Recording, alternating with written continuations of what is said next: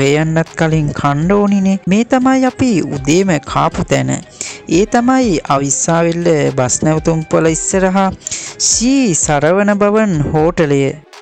මේ තමා අවිස්සාවෙල්ල ප්‍රධාන බස් නැවතුම්පොළ. සීතාවක මාලිගයට යන්න තිබෙන්නේ සීතාවක හන්දියේ සිට සීතාවක මාලිගාව පාරේ මීටර් 600ක් පමණි. සීතාවක මාලිගය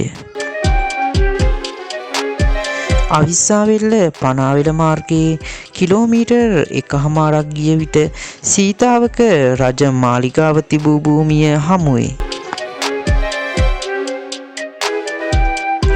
සීතාවක රාජධානිය කරගත් මායාදුන්න කුමරා කිස්සු වර්ෂ 1521 දී පමණ ආයර් නම් ඇමති ලවා මෙම මඩුව හා පරිවාර මන්දිරය ආදීන් අංග සම්පූර්ණ කළ බව සීතාවක හටනම් පද්ද සංග්‍රහයේ විස්තර කර තිබේ. මායාදුන්නේ රජුගෙන් පසු ඔහුගේ පුත් සීතාවක රාජසිංහ මෙහි පාලනය කර තිබේ. රාජසභා ශාලාව, සලු මණ්ඩපය, උල්පැන්ගෙය, ආයුධ මණ්ඩපය, බිසෝ මාලිගා, ගබඩා ගෙවල්, මුළුතැන් ගෙවල්, ඇත්හල්, අස්ගල් ආදියෙන් මාලිගා භූමිය සමන්විත වූ බව පවසනවා.